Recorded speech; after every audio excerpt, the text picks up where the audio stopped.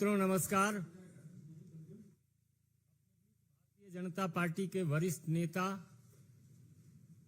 केंद्रीय मंत्री माननीय अश्विन वैष्णव जी आपको संबोधित करेंगे। मेरा विनम्र निवेदन है माननीय अश्विन वैष्णव जी से कि आपको संबोधित करें। बहुत बहुत धन्यवाद साथियों। पिछले 9 वर्षों में जिस तरह से देश में एक अभूतपूर्व परिवर्तन आया है उसके बारे में हम लोग चर्चा करेंगे और आज के इस प्रेस में विशेषकर हम रेलवे, टेलीकॉम और आईटी की बात करेंगे। साथियों, 9 वर्षों पहले की अगर आप किसी भी रेलवे स्टेशन की छवि अपने मन में उतारेंगे तो आपको एकदम स्पष्ट हो जाएगा कि रेलवे स्टेशन पहले कैसे होते थे, आज रेलवे स्टेशन कैसे हैं। किसी भी पैसेंजर से पूछे, साधारण से साधारण पैसेंजर से पूछे तो सब कहते हैं कि सबसे पहला जो एक बहुत ही सिग्निफिकेंट और परमानेंट फीचर अब बन गया है वो है रेलवे की सफाई। स्टेशंस पे सफाई, टॉयलेट्स की क्वालिटी बेटर, प्लेटफॉर्म्स की जो सफाई होती है वो बेटर, वेटिंग एरियाज में बेटर, ट्रेन के अंदर भी सफाई बेहतर। पहले किस तरह के टॉयलेट होते थे आप सबको जानकारी है, किस तरह से ट्रेन के अंदर टॉयलेट्स होते थे। एक खुला, बिल्कुल उस तरह की परिस्थितियों से आज बाहर आके करीब करीब सभी ट्रेनों में टॉयलेट्स बदल के अच्छे वर्ल्ड क्लास टॉयलेट्स आए। दूसरा बहुत बड़ा परिवर्तन आया है वो है स्टेशन के बाद में ट्रेन्स ठीक टाइम पे चलने लगी है। एक पैसेंजर को ध्यान में रखते हुए किस तरह से रेलवे के स्टाफ का बिहेवियर होना चाहिए उस पर फोकस हुआ है। जितने आईटी सिस्टम्स है वो सारे के सारे आईटी सिस्टम्स में एक मैसिव चेंज करा गया है जिससे कि पैसेंजर जो टिकट खरीदना चाहते हैं मल्टीपल ऑप्शंस आज अवेलेबल हो गए। इंटरनेट से बुकिंग हो सकती है, कई तरह की एप्स के साथ इंटीग्रेशन हो गया है। तो पैसेंजर के पॉइंट ऑफ व्यू से ट्रेन्स। तीसरा जो बहुत बड़ा परिवर्तन आया साथियों वो हुआ इलेक्ट्रिफिकेशन में। रेलवे का विद्युतीकरण अगर हम 2014 से पहले का पीरियड देखें, कुल मिला के जहां 21,000 था, 21,000 किलोमीटर 60 साल में हुआ था, उसकी जगह उसके कंपैरिजन में पिछले 9 साल में 37,000। कहां 21,000 60 साल में, कहां 37,000 9 सालों में। लाखों लीटर डीजल इससे बचत हुई और साथ में पर्यावरण की बात आती है, पोल्यूशन कितना कंट्रोल में आता है, सेफ्टी और ट्रेन की स्पीड, ट्रेन की रिलायबिलिटी, सारी चीजें इससे इंप्रूव होती है। चौथा जो बहुत बड़ा परिवर्तन आया साथियों वो हुआ जो रेलवे के ट्रैक ले किए जाते थे। 2014 में अगर हम देखें तो 4 किलोमीटर प्रतिदिन, मात्र 3.5 से 4 किलोमीटर प्रतिदिन की थी रेट नए रेलवे ट्रैक लगाने की। आज है 14 किलोमीटर, 14 किलोमीटर पर डे। पिछले साल की अगर आप आंकड़े देखें तो 5,200 किलोमीटर नए ट्रैक लगे, नए रेलवे ट्रैक। हम सब जानते हैं कि हमारी 140 करोड़ की जनसंख्या, एक ग्रोइंग जीडीपी, इन दोनों में रेलवे की कैपेसिटी को इंक्रीज करना, रेलवे की इंफ्रास्ट्रक्चर को बढ़ाना, रेलवे की क्षमता को बढ़ाना बहुत बहुत बहुत जरूरी है ताकि यात्रियों को जो वेटिंग लिस्ट है उससे एक छुटकारा मिल सके। कैपेसिटी बढ़ेगी, ज्यादा ट्रेन चालू होंगी, तभी जाके वेटिंग लिस्ट से छुटकारा मिलेगा। सामान की ढुलाई में ज्यादा से ज्यादा सुविधा आ सके। आप सब जानते हैं कि अगर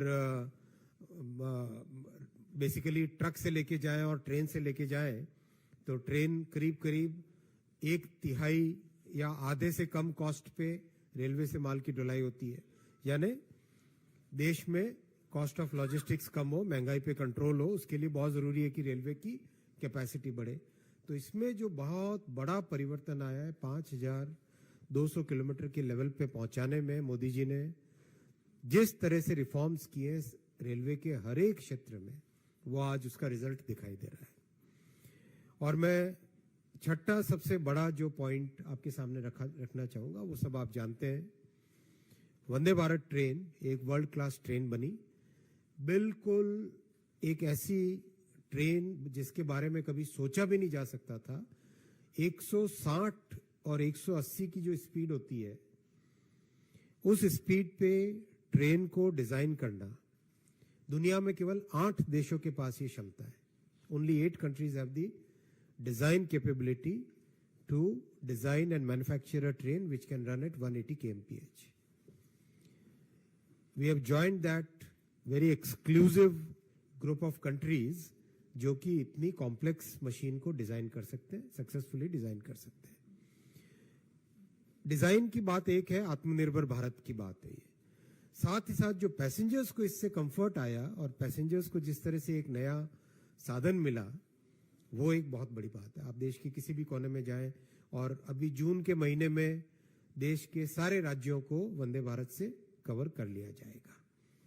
एक एक करके आप में से बहुत लोग कई बार प्रश्न पूछते थे कि क्या चुनाव के राज्य की बात है. नहीं, आपने देखा एकदम स्टेबल तरीके से मोदी जी ने बहुत ही स्पष्ट तरीके से हर एक राज्य को वंदे भारत मिले. और देखो नॉर्थ ईस्ट, आज से अगर 20 साल 10 साल पहले अगर आप बात करोगे, 10 साल पहले तक क्या होते थे, परिस्थितियां क्या होती थी. कोई नई चीज जब भी आती थी तो नई चीज नॉर्थ ईस्ट में पहुंचती थी सबसे लास्ट में. ये मोदी जी का पीरियड है जिसमें नॉर्थ ईस्ट को नई चीजें भी पूरे देश के समकक्ष साथ ही मिलती है. तो वंदे भारत अभी गुवाहाटी से लॉन्च हुई थी, एक और ट्रेन बन रही है गुवाहाटी से सिलचर के लिए. तो नॉर्थ ईस्ट हुआ, साउथ हुआ, केरल हुआ, तमिलनाडु में, आंध्रा में, तेलंगाना में, मध्य प्रदेश में, छत्तीसगढ़ में, राजस्थान में, हिमाचल में, पंजाब में, हरियाणा में, यूपी में, बिहार में अभी ऑलरेडी गाड़ी पहुंच रही है वहां पे. तो बिहार में भी और झारखंड में भी बहुत जल्दी चालू होगी. बंगाल में, उड़ीसा में, हर स्टेट में वंदे भारत जून के महीने में पहुंच जाएगी. उसके बाद में विद इन द स्टेट्स और शहरों को कनेक्ट करेंगे. टारगेट लेके चल रहे हैं कि करीब करीब 200 शहरों को we must be able to cover 200 cities by the middle of next year. इस टारगेट के साथ चल रहे हैं. प्रोडक्शन भी बहुत तेजी से बढ़ रहा है. अब तो करीब करीब हर हफ्ते एक गाड़ी निकल रही है. 2 और नई फैक्ट्रियों में प्रोडक्शन स्टार्ट हो रहा है, जैसे कि हर तीसरे दिन एक गाड़ी निकलेगी, हफ्ते में 2 गाड़ी निकलेगी. एक तरीके से 2 हफ्ते में 3 गाड़ियां, 2 हफ्ते में 5 गाड़ियां, 2 हफ्ते में 5 गाड़ी के हिसाब से प्रोडक्शन होएगा. तो इतनी मैसिव एक्सरसाइज, इतनी कॉम्प्लेक्स मशीन, इतनी कॉम्प्लेक्स इसका ऑपरेशंस, इलेक्ट्रॉनिक्स, एक एक वंदे भारत में 30,000 के आसपास चिप्स लगती है. 30,000 सेमीकंडक्टर चिप्स लगती है गाड़ी में. इतनी कॉम्प्लेक्स मशीन है. It's like a computer on wheels. It's like almost like a computer on wheels. उसको डिजाइन करना, उसको इस लेवल की परफॉर्मेंस पे लाना. मैं अभी हाल ही में वर्ल्ड की 2 बेस्ट ट्रेन्स में बैठा हूं. दोनों में मैंने वाटर टेस्ट किया. पानी का ग्लास ऐसे रखा उसमें ट्रेन के अंदर. तो अगर आप उन दोनों की वीडियो देखोगे, उन दोनों देशों का वाटर टेस्ट देखोगे, तो वो वाटर टेस्ट और वंदे भारत का वाटर टेस्ट, आपको बड़ा गर्व होएगा कि पानी वंदे भारत में कम हिलता है कंपेयर टू वर्ल्ड की 2 बेस्ट ट्रेन्स जो भी जिसमें मैंने यात्रा की अभी. उन दोनों में पानी ऐसे रखने से जितना हिलता है, उससे कम पानी का शेकिंग वंदे भारत में. तो एक मैटर ऑफ प्राइड है कि हमारे इंजीनियर्स ने देश में प्रधानमंत्री जी का जो स्पष्ट विजन था, उस विजन के अंतर्गत ये काम किया. और लास्ट पॉइंट में रेलवे का आपके सामने जो रखना चाहूंगा वो है स्टेशंस का रीडेवलपमेंट. आप सबने देखे स्टेशन के फोटोग्राफ्स, किस तरह से काम चल रहा है. अभी as we speak about 270 station पे एक साथ काम चल रहा है. अभी 270 स्टेशन पे, 272 एक्चुअल नंबर, 270 स्टेशन पे काम चल रहा है तेजी से. और बहुत सारे स्टेशन अभी कंप्लीशन पे आ गए. आज मैं सुबह ही देख रहा था, बहुत जल्दी उधना स्टेशन का कंप्लीशन होने को आया. और भी कई सारे स्टेशन है, करीब करीब 18 के आसपास स्टेशन कंप्लीशन की स्टेज पे आ गए. तो एक तरीके से पैसेंजर्स के लिए एक टोटली नया मोदी जी ने रेलवे का एक नया स्वरूप दिया है. और ये बहुत जरूरी था कि ये ट्रांसफॉर्मेशन हो, क्योंकि 140 करोड़ की जनसंख्या को अगर हम अच्छी फैसिलिटी से ट्रैवल कराना चाहते हैं तो उसमें बहुत जरूरी है कि रेलवे ट्रांसफॉर्म हो. आज करीब रेलवे में 800 करोड़ लोग साल के ट्रैवल करते हैं, 800 करोड़। आप कहोगे 800 करोड़ कैसे हुआ, जनसंख्या 140 है। तो कोई व्यक्ति अगर एक से ज्यादा बार ट्रैवल करता है तो उसको ट्रिप यानी पैसेंजर ट्रिप जिसको कैलकुलेट टेक्निकल टर्म में कहते हैं, वो पैसेंजर ट्रिप्स हुई 800 करोड़। और 250 करोड़ के आसपास, 250 करोड़ के आसपास रोड से पैसेंजर ट्रिप्स बनती हैं और 30 करोड़ के आसपास एयरलाइन से बनती हैं। तो इतनी बड़ी जनसंख्या हमारी, और मिडिल क्लास और लोअर इनकम बहुत टोटली उनके लिए रेलवे सबसे बड़ा साधन है। तो इसी भावना के साथ, इसी सेवा की भावना के साथ रेलवे का ओवरऑल मोदी जी ने पिछले 9 वर्षों में ट्रांसफॉर्मेशन किया है। मैं आऊँगा साथियों बहुत क्विकली टेलीकॉम पे और इलेक्ट्रॉनिक्स पे, उसके बाद में क्वेश्चंस लेंगे। टेलीकॉम में आप अगर याद करो 9 साल पहले एक तरीके से सेक्टर ऐसा था जिस सेक्टर में केवल स्कैम और करप्शन और एक ऐसी परिस्थितियां हो गई थी कि लोग उसमें सेक्टर से बाहर निकलने की पोजीशन में आ गए थे। आज टेलीकॉम सेक्टर एक vibrant, growing, innovation driven sector की तरह उभर के आया। Lowest cost of data, lowest cost of voice, most affordable telecom industry in the world कहा गया है ITU की रिपोर्ट्स में। ITU इंटरनेशनल टेलीकम्युनिकेशन यूनियन, आप जानते हैं जो वर्ल्ड की सबसे बड़ी टेलीकॉम संस्था है, यूनाइटेड नेशंस की है, ये UN की है। उसने अपने सर्वेज में कहा है कि India is the most affordable telecom sector in the world. Indian telecom sector is the most affordable sector in the world. उसका प्रभाव कितना पड़ा? उसका प्रभाव सबसे बड़ा पड़ा कि टेक्नोलॉजी डेमोक्रेटाइज हुई। टेक्नोलॉजी केवल कुछ middle income, upper middle income के हाथ में नहीं रही। टेक्नोलॉजी की access lower income, last person in the society, poorest person in the society के हाथ में भी आज टेलीकॉम की लो कॉस्ट के कारण और अफोर्डेबिलिटी के कारण और एक्सेस के कारण एक टेक्नोलॉजी पे पहुंच बनी।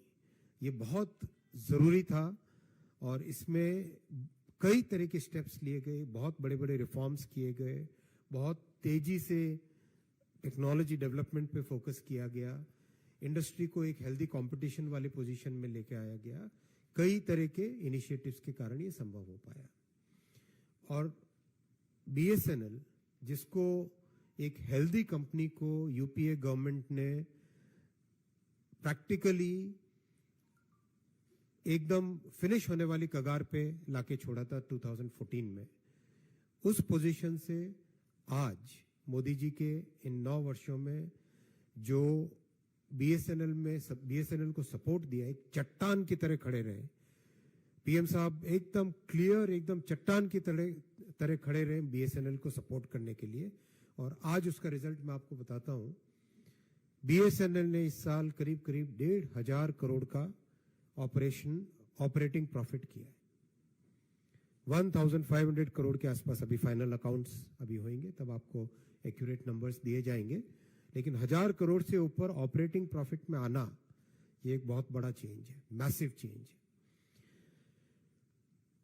उससे उसके कंपेरेबल अगर हम बात करें तो करीब 2 लाख ग्राम पंचायतों में फाइबर को पहुंचाना, ऑप्टिकल फाइबर पहुंचाना। हर महीने BSNL अभी दे रहा है 1.5 लाख नए कनेक्शन फाइबर के। और उसका जो इम्पैक्ट आ रहा है, अभी हाल ही में छत्तीसगढ़ से एक परिवार का वीडियो आया था मेरे पास में कि वो व्यक्ति एक बड़ी बिग 4 फर्म में से एक बड़ी फर्म के लिए एक नौजवान काम कर रहा है, छत्तीसगढ़ में बैठे हुए काम कर रहा है। Because of BSNL, because of optical fibre का जो भारत नेट का प्रधानमंत्री जी ने इम्प्लीमेंटेशन किया, उसके कारण छत्तीसगढ़ के छोटे से गांव में बैठ के वो बड़े आराम से अपना एक वर्ल्ड क्लास टेक्नोलॉजी पे काम कर पा रहा है। That is the impact that is the positive impact which has come in people's lives. Telecom technology के लिए हमेशा दुनिया पे निर्भर करता था हिंदुस्तान। आज ये परिस्थिति आई है पिछले 9 वर्षों के आत्मनिर्भर भारत के और मेक इन इंडिया के पॉलिसीज के कारण। आज दुनिया के रिचेस्ट सबसे समृद्ध देशों में हिंदुस्तान की टेक्नोलॉजी एक्सपोर्ट हो रही है। जो सबसे कॉम्प्लेक्स इक्विपमेंट होता है वो होता है जो टावर होता है ना, टावर के ऊपर, ये जैसे मान लो ये टावर है, इस टावर के ऊपर एक रेडियो इक्विपमेंट लगा होता है, एक लॉन्गिट्यूडिनल सा इस तरह से लंबा सा एक डिवाइस होता है व्हाइट कलर का, जनरली आपने देखा होगा, उसको रेडियो इक्विपमेंट बोलते हैं। वो रेडियो इक्विपमेंट सबसे कॉम्प्लेक्स होता है, सबसे कॉम्प्लेक्स रेडियो इक्विपमेंट होता है। इतना बड़ा सा, इतना करीब 2 मीटर लंबा होता है, जो आपने देखा होगा। बहुत ही कॉम्प्लेक्स डिवाइस होता है क्योंकि उसमें सारी वेव फॉर्म उससे जनरेट होती है, बीम कैसी होती है वो जनरेट होती है। अपने मोबाइल फोन के साथ जो इंटरेक्शन होता है वो इंटरेक्शन उसी रेडियो के साथ, रेडियो के कारण होता है। That's the most complex device. वो कॉम्प्लेक्स डिवाइस हिंदुस्तान में डिजाइन होके, मैन्युफैक्चर होके अमेरिका को एक्सपोर्ट हो रहा है। ये चेंज आया है। This is a very very big change. फिर complete end to end technology, end to end technology 4G और 5G की कोई सोच भी नहीं सकता था डेवलप करने की। 5 कंपनीज की एक टाइट ग्रिप बनी हुई थी। कई देशों ने कोशिश की डेवलप करने की, सबने हाथ खड़े कर दिए कुछ समय प्रयास करने के बाद में।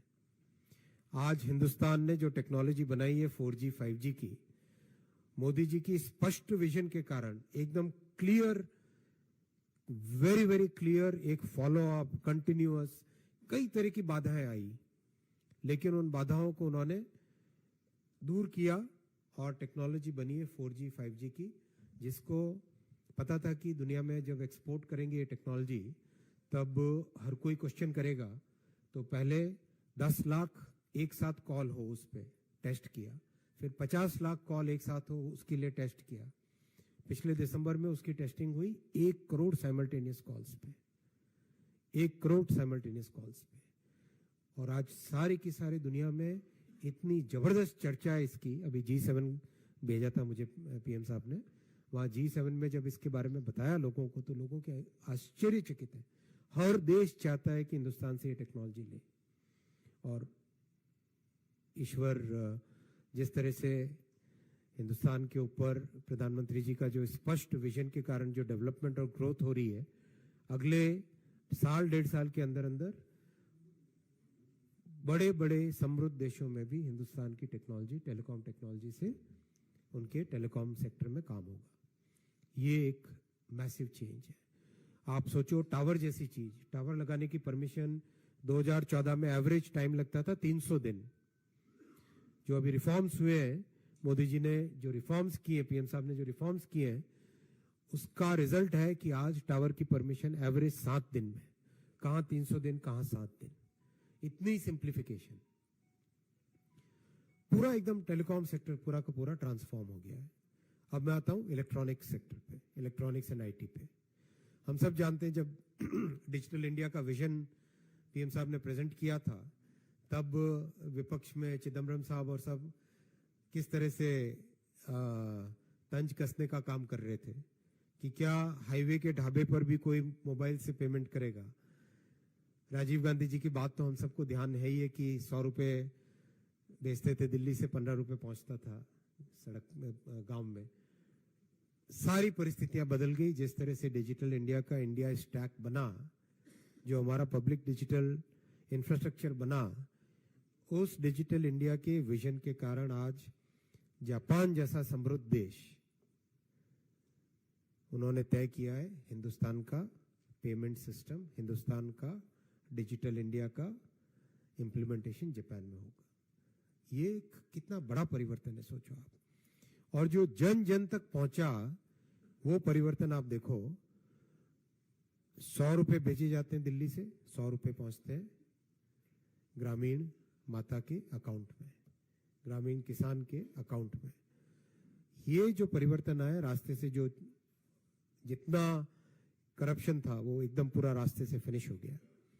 अभी कई स्टेट है जो इसका विरोध कर रहे हैं और कुछ स्टेट ऐसे भी है जिन्होंने डायरेक्ट बेनिफिट ट्रांसफर को हटा के पुरानी प्रथाएं लगानी चालू कर दी है।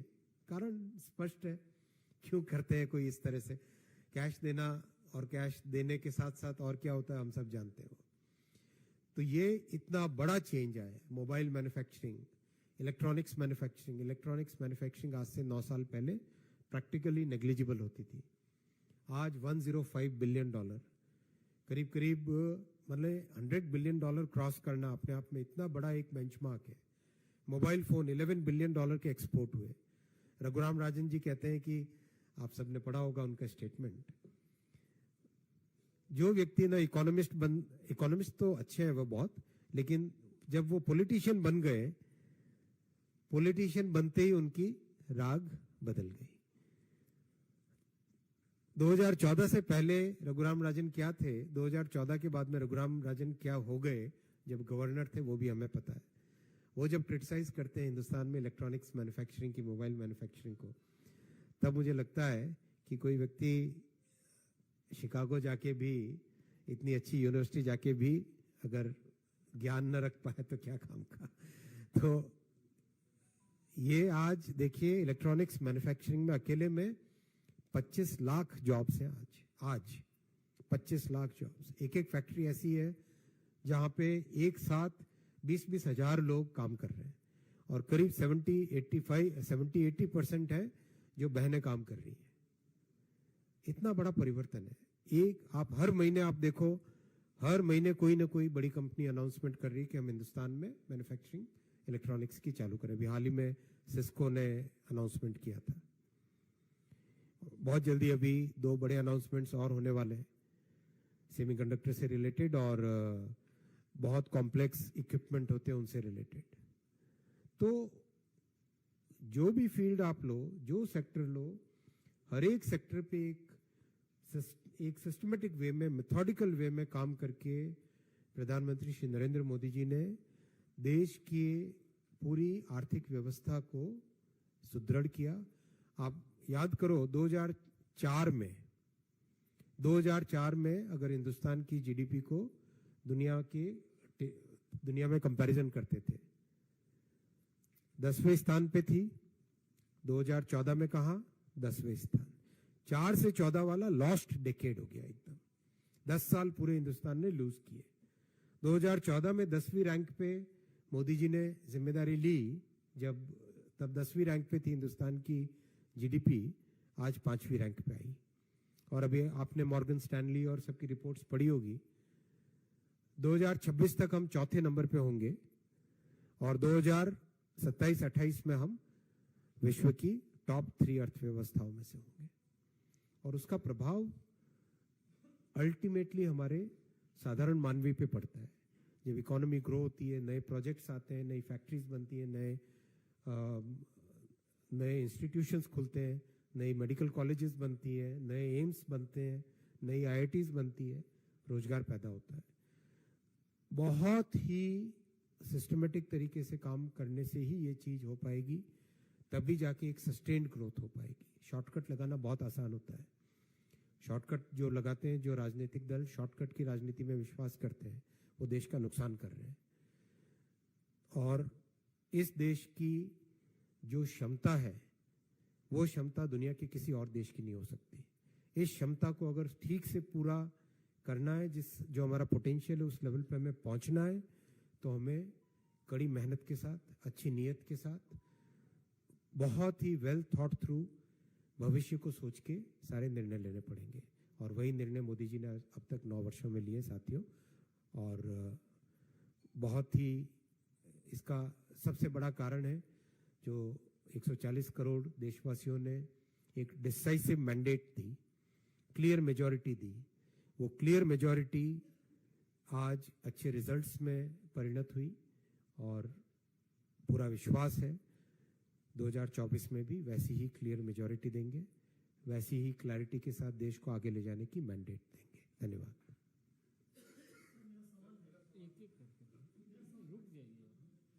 सुजीत ठाकुर, दैनिक भास्कर।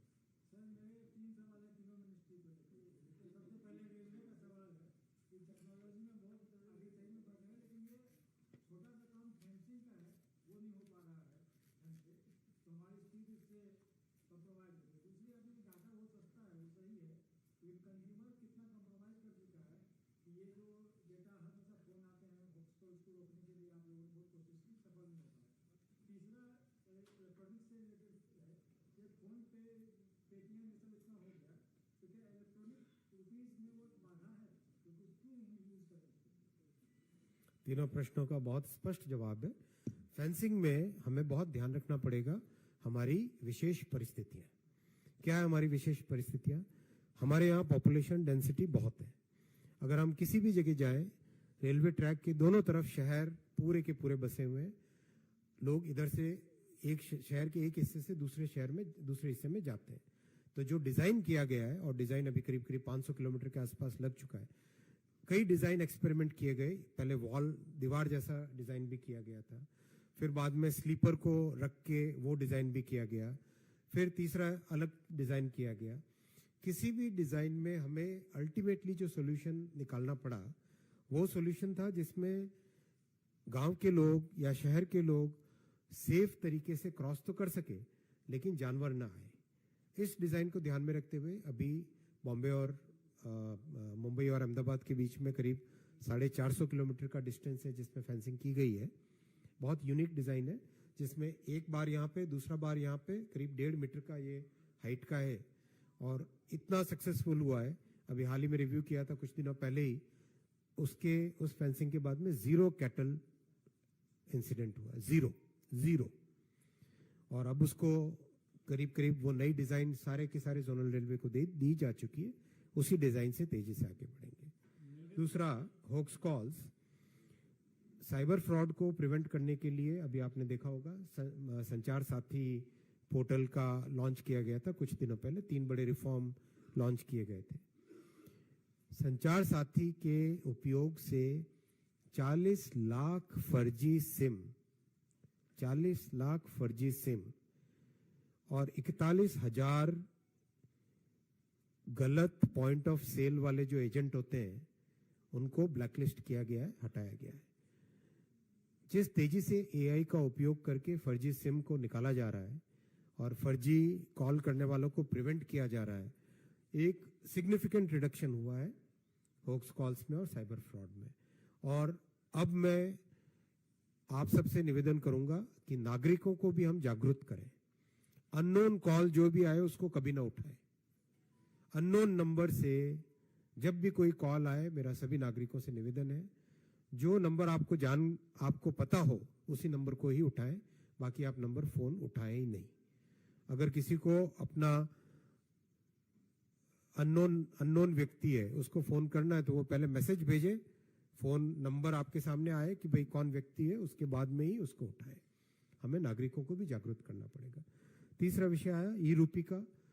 CBD जो सेंट्रल बैंक का डिजिटल करेंसी का है, बहुत ही सक्सेसफुल इसका पायलट हुआ है और ये वैसे विषय फिनेंस मिनिस्ट्री का है। बहुत ही सक्सेसफुल इसका पायलट हुआ है और इस पायलट के सक्सेस के बाद में इस पायलट को और आगे एक्सटेंड किया जा रहा है। करीब करीब अगर हम दुनिया में देखें तो जो सेंट्रल बैंक की डिजिटल करेंसी बनाने का जो काम चला है उसमें हिंदुस्तान टॉप 3 में से आता है। Next question. Neeraj Pandey, ABP। मेरा आपसे सवाल ये है कि आपने कहा कि डाटा बहुत सस्ता हुआ है और कंज्यूमर्स भी बहुत तेजी से बढ़े हैं, लेकिन इस दौरान आप देखिए 5G भी आप लोग लॉन्च कर रहे हैं, लेकिन नेटवर्क की स्पीड बहुत कमजोर होती जा रही है। हम लोग सेंट्रल दिल्ली में बैठे, यहाँ भी अगर आप देखिए तो वीडियो डाउनलोड करने में बहुत लंबा समय लगता है, भेजने में उससे भी ज्यादा लंबा समय लगता है। तो ये क्वालिटी कैसे ठीक करेंगे? देखो 5G 4G से 5G का ट्रांजिशन चल रहा है। अगर हम दुनिया के बड़े बहुत ही रिच कंट्रीज की कंपैरिजन में करें, जिन्होंने 2019 में 5G आरंभ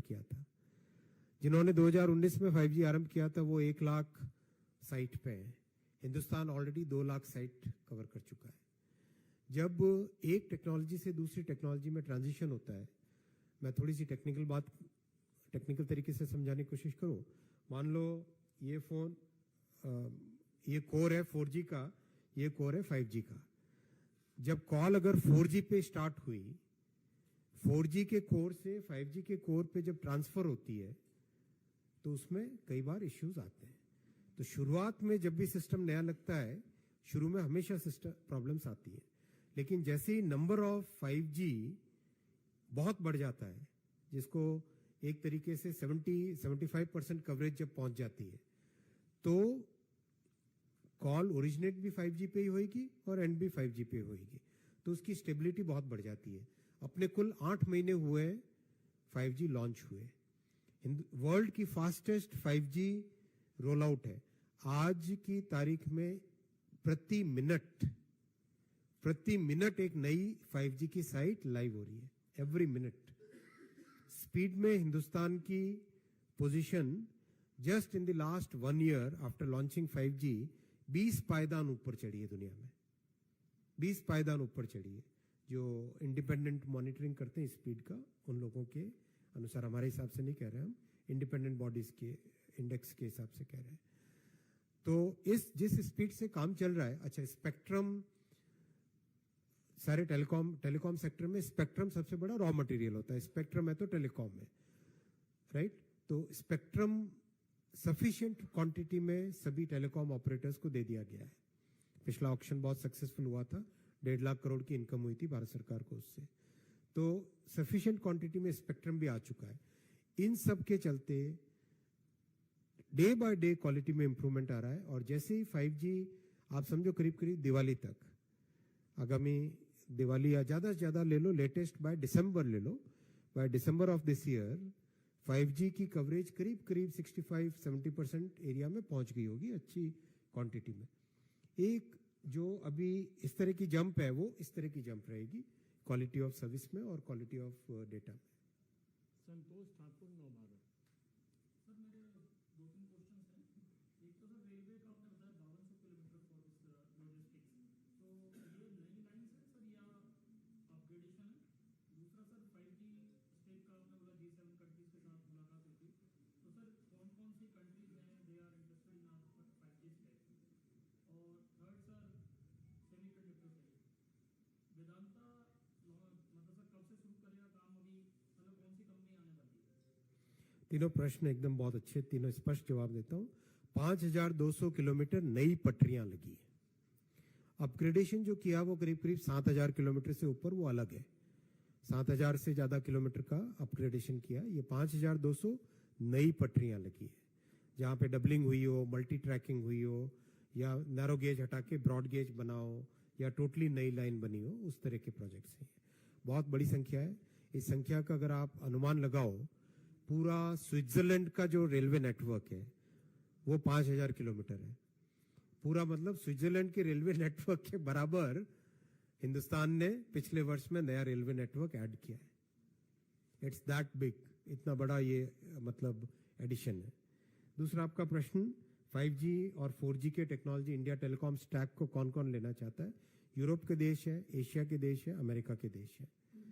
तीनों जगह से डिमांड है। और जैसे ही हम अभी करीब 100 साइट पे BSNL के लगाया है, 100 साइट पे लाइव, पहले लैब टेस्टिंग हुई थी, मतलब सिम्युलेटेड टेस्टिंग हुई थी, अब लाइव इसका डिप्लॉयमेंट हुआ है। इसको करीब 3 महीने तक और लाइव कंडीशंस में टेस्ट करेंगे। और अगस्त के महीने से, अगस्त या समझो मैक्सिमम अगस्त के एंड तक, फिर ऑलमोस्ट डेली 200 साइट पे लगाएंगे इसको। साल के एंड तक करीब 30-35 हजार साइट्स पे लगेगा। जब 20,000 साइट्स पहुंच जाएगी अपनी, तब एक्सपोर्ट करना चालू करेंगे। वैसे ही वंदे भारत का भी जब 200 गाड़ियां चल जाएंगी देश में, तब उसको एक्सपोर्ट करना चालू करेंगे। वंदे भारत का भी एक्सपोर्ट की इंक्वायरीज आने लग गई है। यूरोप, ठाकुर रविंद्र सिंह जी।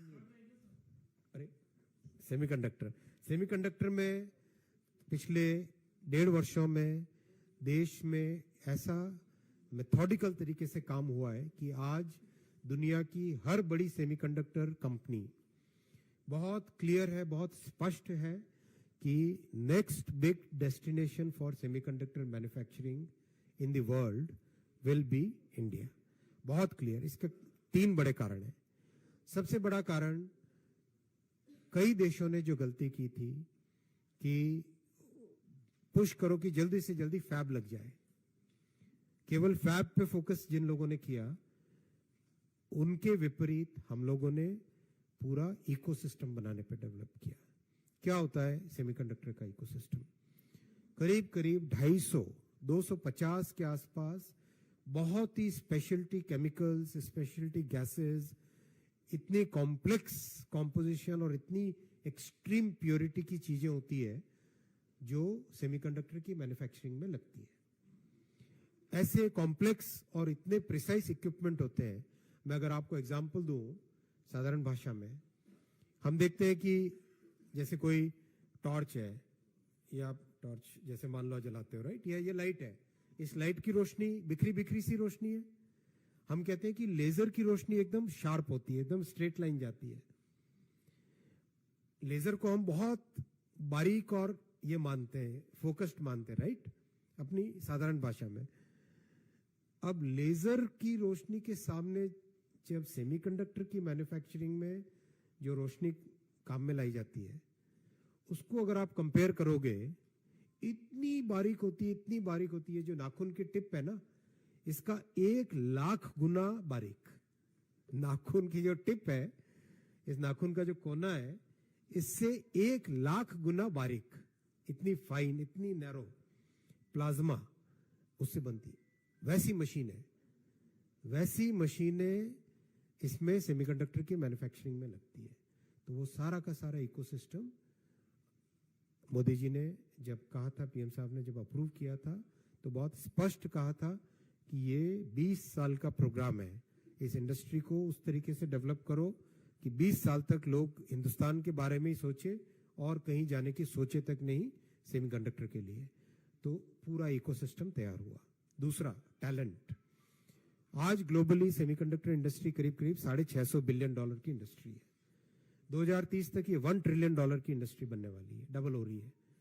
क्योंकि हर चीज में सेमीकंडक्टर लग रहा है, हर चीज में चिप लग रही है। कार में हो, फैन में हो, लाइट में हो, इस कंप्यूटर में हो, फोन में हो, इस माइक में हो, हर जगह चिप लग रही है। डबल हो रही इंडस्ट्री। उस डबल होने के लिए 1 मिलियन नया टैलेंट चाहिए। 1 मिलियन, 10 लाख नए टैलेंट चाहिए सेमीकंडक्टर में। 10 लाख नए व्यक्ति चाहिए जो कि इस इंडस्ट्री में काम कर सके। हिंदुस्तान ने इस अपॉर्चुनिटी को देखा। मोदी जी ने जब पॉलिसी बनाई सेमीकंडक्टर की, शुरू से ये ध्यान रखा कि टैलेंट इसका सबसे बड़ा कंपोनेंट होगा। 106 यूनिवर्सिटीज के साथ टाई अप हो गया है 1.5 साल में। 1 जनवरी 2022 को प्रोग्राम लॉन्च हुआ था। 1.5 साल में 106 यूनिवर्सिटीज के साथ टाई अप हो गया है। बीटेक के कोर्सेज, एमटेक के कोर्सेज, पीएचडी के प्रोग्राम्स, जो क्लीन रूम में काम करने का काम होता है वो काम, जो पॉलिशिंग, पैकेजिंग और जो फाइनर टेक्निकल काम होते हैं उन काम के लिए, उन सब पे एक साथ काम चला। तो टैलेंट में India will emerge as number 1 in the world.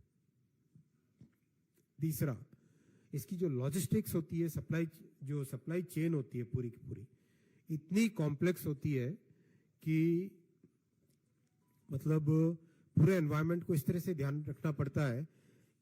1 second भी अगर इलेक्ट्रिसिटी का फेलियर होता है तो पूरे दिन भर की प्रोडक्शन खत्म हो जाती है। करोड़ों रुपए का एक दिन में लॉस हो जाता है। इतना फाइन इसका काम है। तो इसमें जिस तरीके से हमने सारे राज्यों को रिक्वेस्ट किया था कि आप अपने अपने क्षेत्र में कोशिश करो, तो बहुत राज्यों ने बहुत अच्छा काम किया है। मैं आपको केवल एक उदाहरण दूंगा, उदाहरण के तौर पे कह रहा हूं केवल। गुजरात में जो धोलेरा में व्यवस्था की, धोलेरा के लिए गुजरात सरकार ने 3 अलग अलग ग्रिड से सप्लाई, वाटर की सप्लाई, 5 पोर्ट से connectivity, 3 international airport, high speed rail between Dholera and Ahmedabad. तो एक तरीके से एक ऐसा स्ट्रक्चर तैयार किया जैसे आज दुनिया का कैपिटल क्या है? दुनिया का सेमीकंडक्टर कैपिटल कौन है? ताइवान। ताइवान में विद इन ताइवान एक जगह शिंचू जो वर्ल्ड का सेमीकंडक्टर कैपिटल है, 4,500 एकड़ में बना है। धोलेरा के लिए गुजरात सरकार ने शुरू से 10,000 एकड़ की जमीन सेमीकंडक्टर के लिए रखी और 1 लाख एकड़ अवेलेबल है हाईटेक मैन्युफैक्चरिंग के लिए। उसमें से 10,000 एकड़ सेमीकंडक्टर के लिए रखी। फिर आज सारी दुनिया में ये डिमांड है लोगों की कि जो मैन्युफैक्चरिंग में बिजली प्रोड्यूस लगती है वो बिजली भी ग्रीन एनर्जी होनी चाहिए। तो गुजरात सरकार ने 20,000 मेगावाट का ग्रीन पावर हाईटेक मैन्युफैक्चरिंग के लिए रखा। तो एक इस तरह का थॉट प्रोसेस बनाए, जिस थॉट प्रोसेस में अभी हाल ही में पीएम साहब ने मुझे भेजा था कि अमेरिका में जो जितनी भी सेमीकंडक्टर कंपनीज है उनसे मिल के आओ। तो I went to the west coast में भी और कोई भी टूरिस्ट घूम रहे हैं तो तो मैं तो खैर टूरिज्म के हिसाब से नहीं गया था, मैं मात्र 45 कंपनियों से मिलने के लिए गया था। 45 की 45 कंपनियों से मिला, 2 यूनिवर्सिटीज से मिला। एक सेमीकंडक्टर कंपनी ने इस चीज को रिकॉग्नाइज किया और इस चीज को प्रेज किया कि दूसरे देशों ने जो गलतियां की वो गलती आप नहीं कर रहे हो, आप हड़बड़ी में आगे नहीं जा रहे हो, आप बहुत सोच समझ के भारत बिल्कुल पूरे इकोसिस्टम को तैयार कर रहा है कि जब ये इंडस्ट्री ग्रो होएगी तो हिंदुस्तान के अलावा और कोई ऑप्शन बनेगा ही नहीं। और लास्ट पॉइंट इसमें, अगर ताइवान में कॉस्ट 100 रुपए आती है तो बाकी समृद्ध देशों में 140-160 रुपए की कॉस्ट है और हिंदुस्तान में कॉस्टिंग आएगी 80 रुपए। तो आप सोचो, अगर परफेक्ट एनवायरनमेंट हो, सब तरफ पूरा इकोसिस्टम डेवलप होता है और कॉस्ट कम है और टैलेंट अवेलेबल है, तो बताओ कहां जाएगी सेमीकंडक्टर इंडस्ट्री? मैं नहीं कह रहा हूं, मैंने एक एग्जांपल दिया है। हमने 9 स्टेट्स, मतलब सारे स्टेट्स को चॉइस दी थी, उसमें से 9 स्टेट्स ने बहुत अच्छा काम किया है। मैं नाम नहीं लूंगा ना, अच्छा नहीं लगेगा, किसी का नाम छूट गया तो मेरे सिर पे आ जाएगा कि फेडरल सिस्टम खराब कर दिया। आजकल तो फेडरल सिस्टम को खराब करने में लगे हुए हमारे केजरीवाल साहब जिस तरह से, तो क्या करें, इसलिए मैं नाम नहीं लूंगा। ठाकुर रविंदर सिंह, अरे ऐसे नहीं होता, प्लीज सारे क्वेश्चन लूंगा, आप चिंता मत करो। आप सब लोग जानते हैं, सूचीबद्ध है नाम, मैंने पहले से आप जैसे जैसे हाथ उठाए हैं नाम लिख के रखा हूँ। ठाकुर रविंद्र सिंह जी ने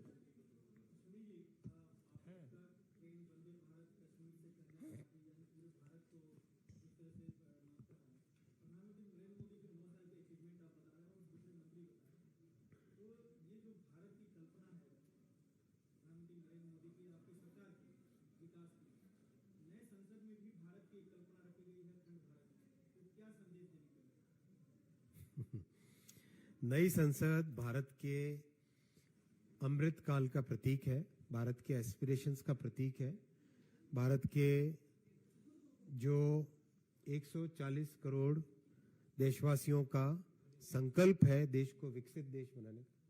हो गया बेटा, थैंक्स। संकल्प है एक विकसित देश बनाने का, दुनिया में अपनी जो पहचान है इस पहचान को सुदृढ़ करने का, और जो मदर ऑफ डेमोक्रेसी है हिंदुस्तान ने दुनिया को डेमोक्रेसी दी है, और जिस सुदृढ़ तरीके से डेमोक्रेसी इस देश में चली है अपने यहाँ, और जितनी गहराई के साथ सारे इंस्टीट्यूशंस को आज सींचा जा रहा है, जितनी गहराई के साथ इंस्टीट्यूशंस को मजबूत किया जा रहा है, जिस थॉटफुलनेस के साथ देश की सोसाइटी को एक सोशल जस्टिस की जो माने गरीब से गरीब व्यक्ति की जिंदगी में एक परमानेंट चेंज आए, ट्रांसफॉर्मेशन आए, उस तरह की पॉलिसीज बनाई जा रही है, उसका प्रतीक है।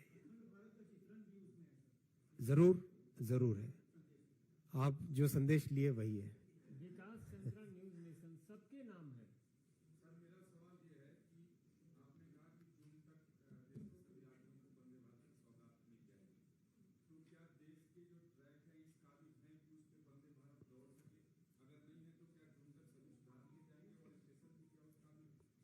देखिए, गाड़ी की लाइफ होती है 35 साल, राइट?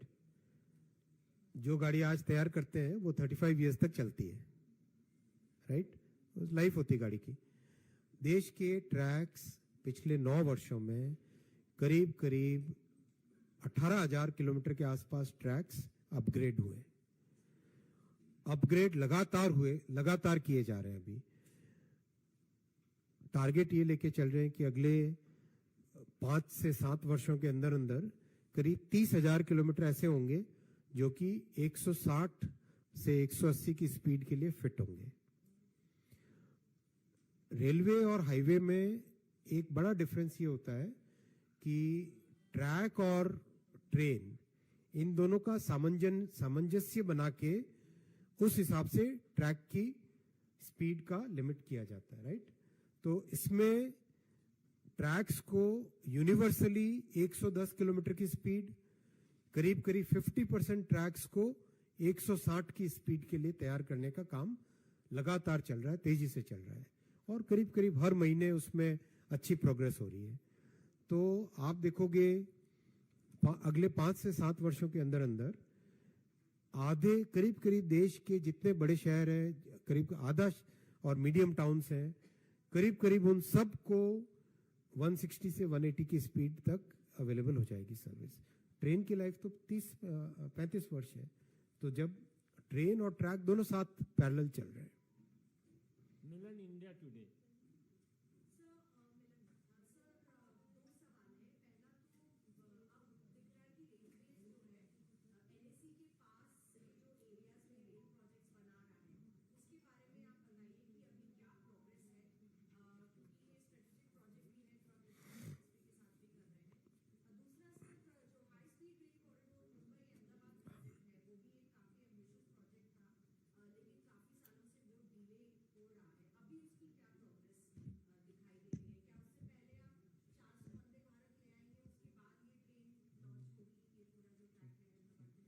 दोनों पैरेलल चलेंगे।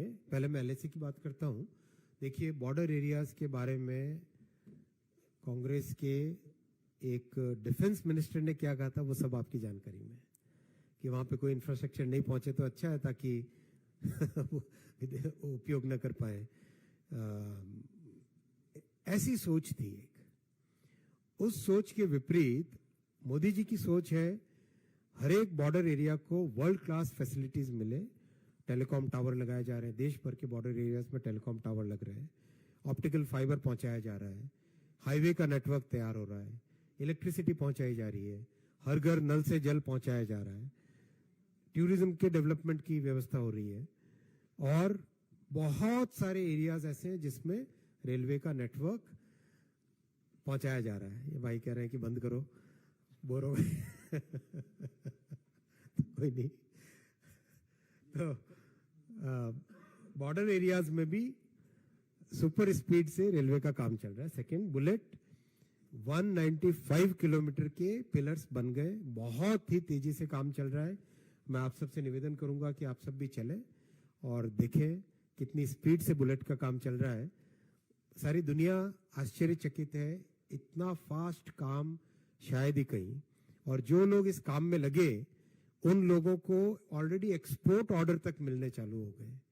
जो डिवाइसेस और जो इक्विपमेंट इसमें लगने लगे, उसके एक्सपोर्ट ऑर्डर्स भी मिलने चालू। मतलब आप सोचो, मेक इन इंडिया, आत्मनिर्भर, टेक्नोलॉजी को आगे काम में लेना, देश के उपयोग में लाना, इन सब का प्रभाव कितना मल्टीपल होता है।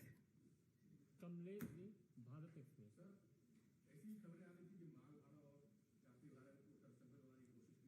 ये आपकी खबरें एकदम गलत है, और गलत खबरों को अपने तक ही रखें, आगे ना पहुंचाएं। अरुण, CNN।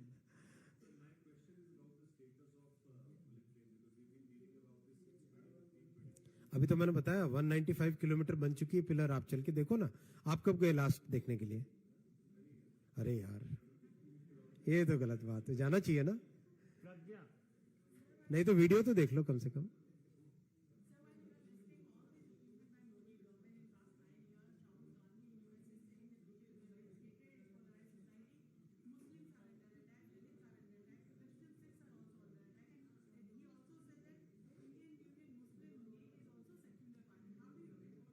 देखो, जब कोई टूरिस्ट कहीं जाता है तो वो बहुत आराम से, मजे से, अपने मन में जो आता है वो कह देता है।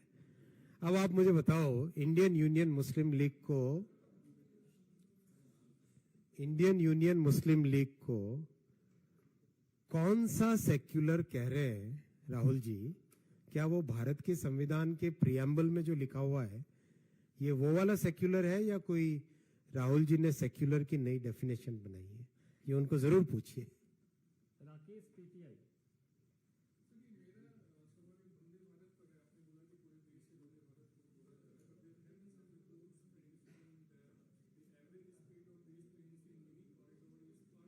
ये जो अभी भाई साहब ने पूछा था क्वेश्चन, उसी का आंसर है। रेलवे के सिस्टम में हाईवे से डिफरेंट होता है। रेलवे के सिस्टम में ट्रैक और ट्रेन दोनों के स्पीड का सामंजस्य बनाना पड़ता है। इसीलिए जैसा मैंने आपको बताया, देश भर में ट्रैक को अपग्रेड करने की भी प्रोसेस लगातार कंटिन्यूसली चल रही है। पिछले साल करीब 7,000 किलोमीटर के आसपास ट्रैक्स का अपग्रेडेशन हुआ है, इस साल भी होगा। और करीब करीब अगले 5 से 7 वर्षों के अंदर अंदर पूरे देश में करीब 30,000 किलोमीटर के आसपास होगा, जो कि 160 kmph से 180 kmph के बीच में होगा। तो नेचुरली एवरेज स्पीड बहुत बढ़ेगी। Sir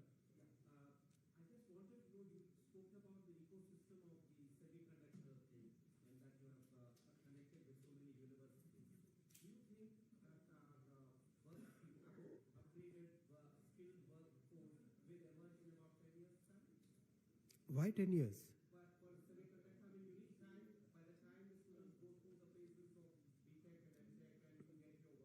No. It's much faster than that because one reason is India में जो इलेक्ट्रॉनिक्स और I am electronics engineer, electronics और टेलीकम्युनिकेशंस का जो क्यूरिकुलम था, अच्छा क्यूरिकुलम है, काफ़ी अच्छा है, काफ़ी एडवांस्ड है। और इलेक्ट्रॉनिक्स के ऊपर बिल्ड होता है सेमीकंडक्टर की कोर्सेज। तो आज भी दुनिया के करीब करीब सारी सेमीकंडक्टर इंडस्ट्री में 20% टैलेंट इज इंडियन। आप किसी भी बड़ी कंपनी में जाओगे, चीफ टेक्नोलॉजी ऑफिसर इंडियन होगा, चीफ प्रोडक्शन ऑफिसर इंडियन होगा, चीफ ऑपरेशंस इंडियन होगा। तो बहुत ही अच्छा इंडिया का इसमें कंट्रीब्यूशन ऑलरेडी है। तो ये 10-20 साल दूर नहीं है, ये कंटिन्यूअस है। नंदिता, प्लीज सर, सूचीबद्ध है लेकिन अब समय कम है। नंदिता लास्ट क्वेश्चन सर, फिर अगले दिन मिलेंगे। नंदिता, मैंने आपको बहुत स्पष्ट हमेशा बताया। बहुत बहुत धन्यवाद। चला जाए, छोड़ दीजिए।